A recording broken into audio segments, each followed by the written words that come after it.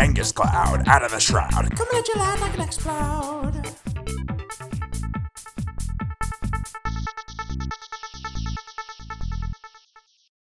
Hi everyone, it's KangasCloud out of the shroud, and I'm here to bring you the first of what will be many top 10 videos to be on this channel.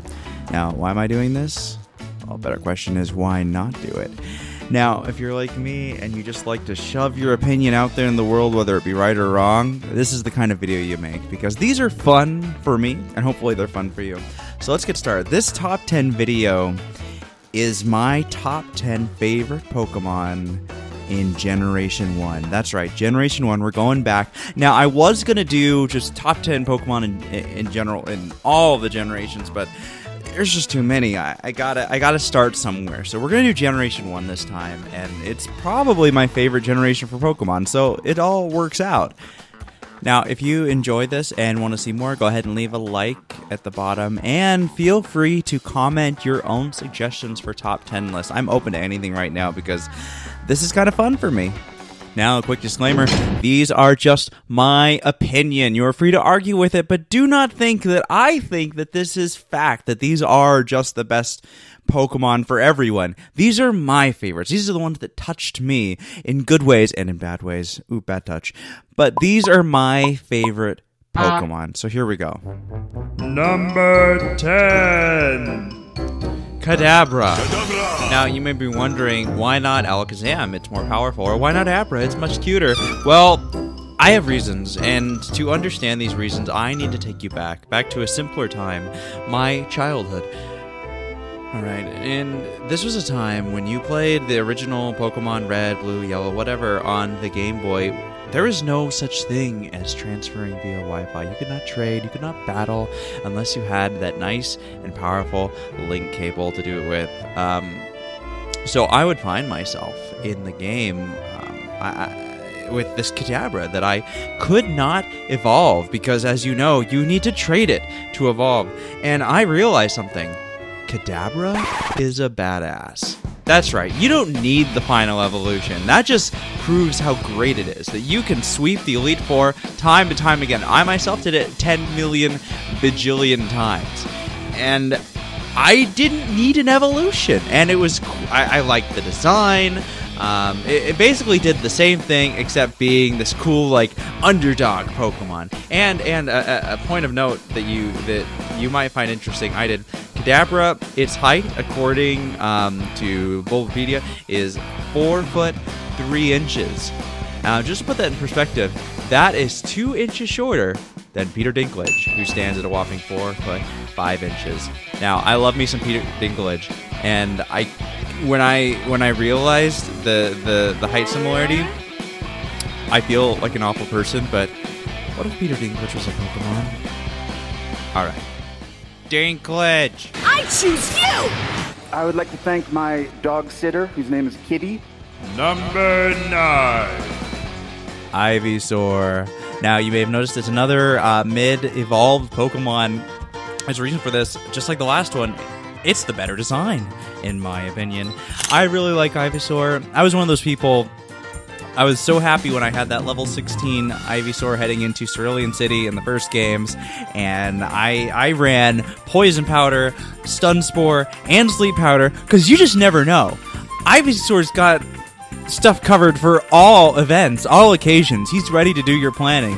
If you want to go to sleep, he'll put you to sleep. If you want to get poisoned, he'll poison you. And if you want to get stunned by its beauty and its glamour, well, you're gonna be stunned. You're gonna be stopped in your tracks, because Ivysaur is just a beautiful little Pokemon, especially in that Gen 1. I love y'all. Number 8. Haunter is scary as okay, let's get started. When you first see this thing back in Lavender Town, you know, Creepy Roll Tower, you're kind of like, what the heck is this? In the first generation, Ghost Pokemon, they don't really do anything specific to Ghost so much. There's not really I think Lick is one of the only, a Nightshade, or the only Ghost type attacks, and, you know, that doesn't really do much of anything. But in the game, Haunter's pretty useful, but that's not really why I picked Haunter. It's just, it's such a cool design, Haunter, and such a cool idea. to incorporate into a children's game. You have literally a creature of the dead, of the night. Let's go over this. In the Pokedex, in red and blue, the Pokedex entry reads, because of its ability to slip through block walls, it is said to be from another dimension. Another dimension. Now in yellow, it kind of steps up its ante, saying by licking, it saps the victim's life. It causes shaking that won't stop until the victim's demise. Just look at this thing. Look at it. Look at it. It's literally the Freddy Krueger of Pokemon. And the fact that they made a Freddy Krueger of Pokemon is freaking awesome. Need I say more? Number 7. Squirtle! Squirtle. Alright, obviously, Squirtle is the cutest of the 3 Kanto starter Pokemon. That is indisputable. I don't care what you say. But anyway, Squirtle is bae. Now, I know Squirtle is often associated with Blue from the games or Gary from the anime more than the main protagonist. But Squirtle is just out to do good in the world, no matter who the trainer is. Think of the Squirtle Squad. Think of, well, whatever other heroic things it did. Anyway, Squirtle is just the cutest. It's one of my favorite starters in all the games. And yeah. Squirtle! Squirtle! Squirtle!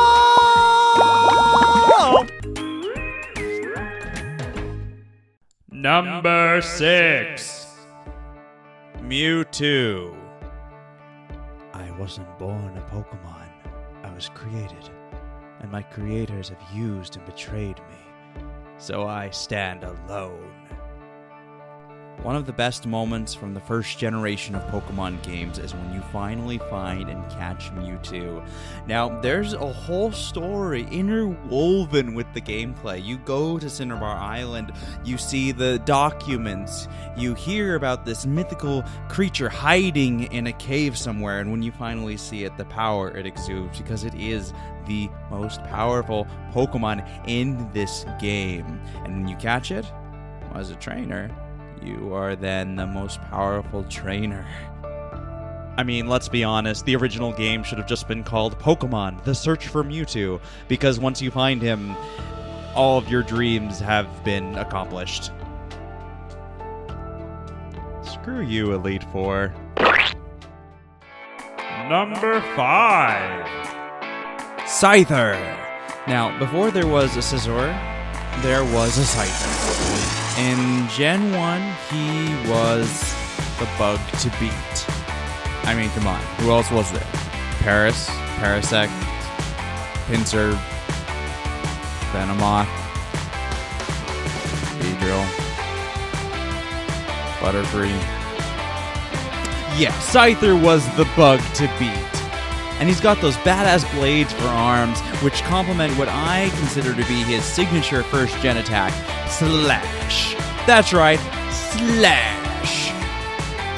With those bug blades by his side, he'll have no trouble cutting up the competition. Just don't put red paint on his face.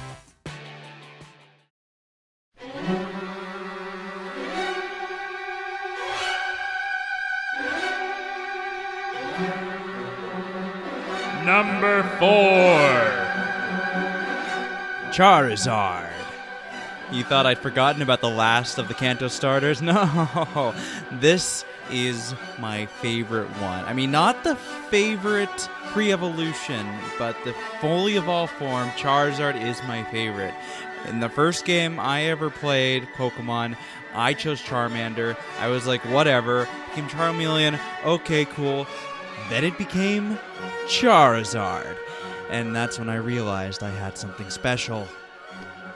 Before items, before Mega Evolutions, Charizard was the original dragon that was not quite a dragon, but that's okay because he was a fire demon from the sky sent to abolish all of your enemies. Can we give it up for Charizard? Oh, you think Charizard knowing fly is a bad idea? Why don't you go tell him yourself? I'm sure he'll react gently.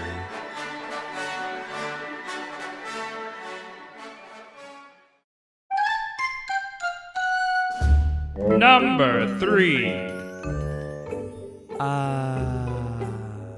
Snorlax. Doesn't he just look like a big teddy bear? You just kind of want to give it a hug. Alright, so you go through all that rigmarole in the first game where you gotta track down the Poke-Flute, and then you gotta come back and you gotta catch this wild Snorlax that's just sleeping there in the way. And honestly, I never really wanted to wake it up, but it chose a bad place to sleep. But once you catch it, oh man, you got this awesome Pokemon. I added it to my party every time, and you'd better believe that I taught it that nice and powerful Hyper Beam, because there were few animations cooler in Gen 1 than Snorlax using a Hyper Beam. Play that Poke-Flute for me one more time.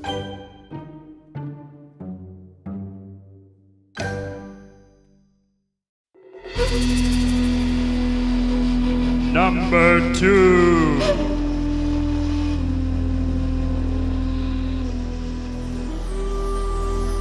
Kangaskhan. Kangaskhan will protect its young no matter what. It's also a unique Pokemon in that it doesn't actually evolve into the adult form. It grows, it ages. It is the only Pokemon to do so.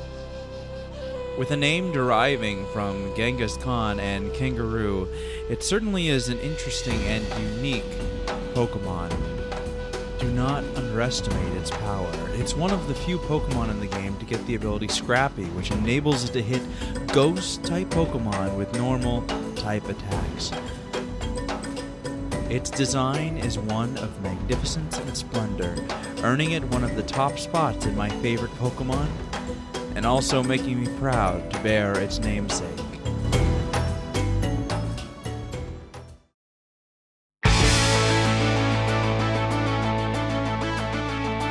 Number 1. Jolteon! So from the very beginning, Electric's always been one of my favorite Pokemon types, and who exemplifies that more than Jolteon? I mean, it's fast. It hits like a truck. It's got 130 base speed and 110 base special attack. Boom! Here comes Jolteon. None of the other evolutions, in my mind, stand up to this design. It's pure Thunderbolt. I mean, sure, you could throw leaves on a tail. You could be cute because you're a fairy, but Jolteon is a lightning bolt. Coming in to save the day and to save my top 10 list, at number 1 is Jolteon.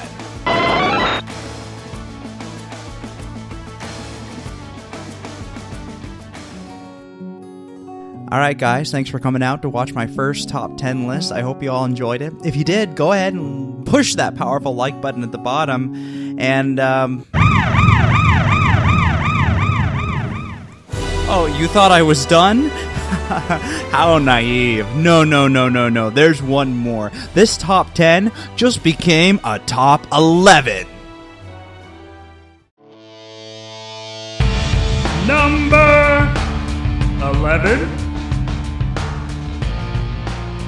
Neato King. That's right, you thought it was all over. That's right, you thought Jolteon was my favorite. But my real favorite Pokemon from Generation 1 is Neato King. Man, I had a field day with this guy back in the good old days of red, blue, and yellow. The move pool is gigantic. The design is wickedly awesome.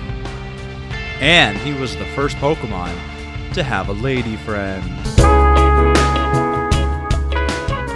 That's right, Neato Queen. Want to come over to my place for some Netflix?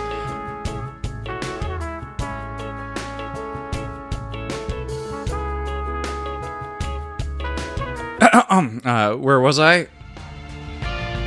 And Giovanni, one of my favorite villains from the Pokemon games, is sporting one of these guys too. Being evil never looked so cool. All of these things and more are the reasons that Neato King tops my favorite Pokemon list of Generation 1. This is KangasCloud, going back to the Shroud.